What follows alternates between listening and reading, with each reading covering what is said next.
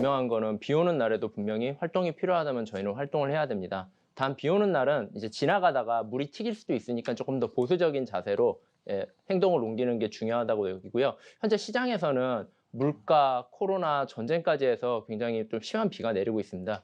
이럴 때 사실 지금 뭔가를 적극적으로 움직이기보다는 보수적인 자세로 약간의 관망세를 취할 필요가 있고요. 우선 전쟁 이슈 자체는 단기적인 이슈로 지나가고 중장기적으로는 호재 영향이 있을 거라고 저는 개인적으로 판단하고 있습니다. 이유는 과거에 우리 지정학적 이슈 사건들을 한번 살펴보면 2001년도 9.11 테러 사건 때 그때 S&P 지수 자체가 약 한 11% 정도 빠졌습니다. 그리고 나서 그 회복 자체를 한 30일 만에 회복한 경우가 있고요.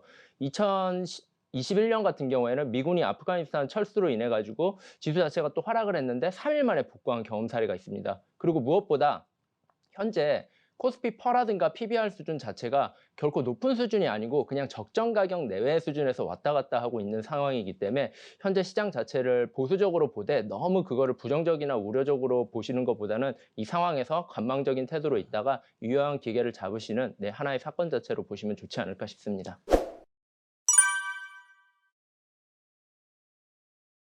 크래프톤이 최근에 공모가 대비 약 한 40% 정도 빠졌습니다. 이것은 사실 공포에 가까운 하락률인데 실질적으로 뭐 유스테이트 흥행 부진이라든가 게임 업종 밸류에이션 하락이라든가 뭐 갖은 여파들을 막고 더욱이 이제 10일부터 1,550만 주에 대해서 보유해서 물량까지 풀린 소수적 악재까지 더해진 상황이라서 지금 어떻게 보면 계속 나쁜 구간을 지나왔는데 가장 주목할 거는 올해 이제 하반기에 제 대작 게임 트리플 A 게임인데 칼리스토 프로토콜이라는 게임 자체가 출시 예정에 있습니다.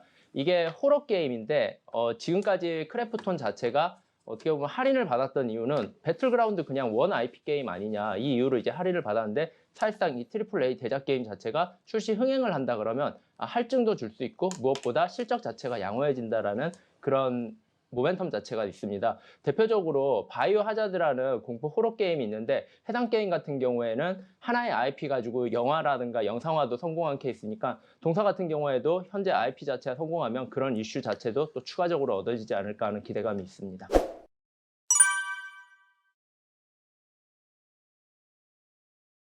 최근에 가고 싶은 대기업 3위에 꼽힌 게 네이버였습니다. 1위는 다들 아시다시피 삼성전자가 꼽혔는데 실제 과거를 한번 돌이켜보면 전 네이버에 대한 거대한 투자 아이디어를 하나 제시드리고 싶은데 과거 삼성전자가 성장할 수 있었던 건 좋은 인력들을 좋은 조건에 잘 흡수했기 때문입니다. 현재 그 역할을 제조업 중심에서 우리나라는 서비스업으로 옮겨가고 있는데 최근 대기업 선호 기업들을 보면 서비스업이 상당 부분 차지를 하고 있습니다. 네이버 같은 경우에 그래서 분석할 때도 저는 뭐 자플래닛이라든가 블라인드 이런 데를 보고 내부 소리를 조금 찾아보는 편인데요.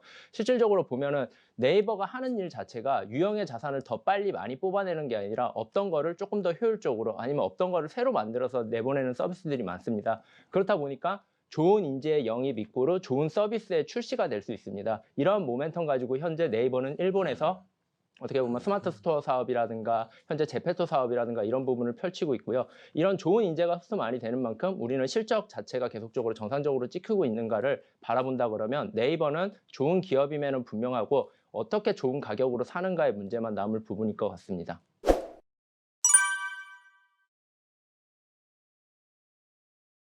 먼저 동사의 모멘텀 자체는 현재 보라 NFT 플랫폼을 출시를 했습니다. 따라서 국내 대표 NFT 사업자로의 성장 관점으로 한 번 더 바라볼 필요가 있고요. 무엇보다 그 게임사에서 지금 안정적으로 오딘으로 캐시카우 자체가 계속적으로 창출되고 있는데 이번에 우마무스메라는 대작 IP 게임 자체가 이제 출시 예정에 있습니다. 일본에서 이미 빅히트를 친 IP 게임이고 IP를 출시한다라는 거, 새로운 게임을 출시한다라는 거는 제조업으로 치면 공장 증설하고 똑같은 효과라고 보시면 됩니다. 그리고 동사의 무엇보다 가장 큰 목표는 비욘드 게임입니다. 즉 비즈니스 영역 자체를 게임, 스포츠, NFT, 메타버스로 계속 늘려나가겠다는 건데 이게 중요한 게 실적하고 그러면 모멘텀이 같이 물려갈 수가 있다는 겁니다. 저희 FNF의 중국 진출 사례를 보셔도 이런 걸 아실 수가 있고 하이브의 미국 진출 사례라든가 코엘 패션의 택배 사업 부인수, 뭐 KG ETS의 동부제철 이런 게 결국에는 큰 그림을 그리고 그 큰 그림 안에서 실적과 모멘텀을 만들었기 때문에 주가가 움직이는 모습을 보셨을 건데 동사를 그런 큰 관점으로 보신다 그러면 매력적인 요소가 많지 않을까 싶습니다.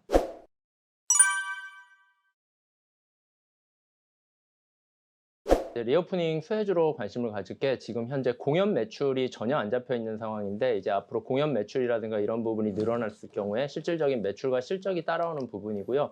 여기에서 핵심적인 거는 사실 앨범 판매가 공연에 대해서 약간 공연 흥행에 대해서 선행 지표라고 보셨을 때 앨범 판매가 작년도 NCT 같은 경우에 1,100만 장 정도 팔리고 실질적으로 현재 유닛 활동 원래 소녀시대라는 그룹이 있으면 유닛으로 테티서 뭐 그 다음에 또 개별 솔로로 태연이 나와가지고 이런 식으로 쪼개서 활동을 하는데 이걸 공장 제조업으로 봤을 때는 라인 하나에서 반도체도 찍어내고 LCD도 찍어내고 뭐 5만 거를 다 찍어내는 구조로 보시면 됩니다. 그렇다라는 것은 이 한 명 한 명 자체 IP가 현재 확장도 되고 축소도 되면서 계속적으로 앨범 판매라든가 아니면 공연 실적으로 따라올 수 있다는 거고요. 이런 IP를 봤을 때 향후 동사의 실적이라든가 성장 모멘텀 자체는 계속적으로 가속될 수 있는 그런 긴 그림을 보시면 좋지 않을까 싶습니다.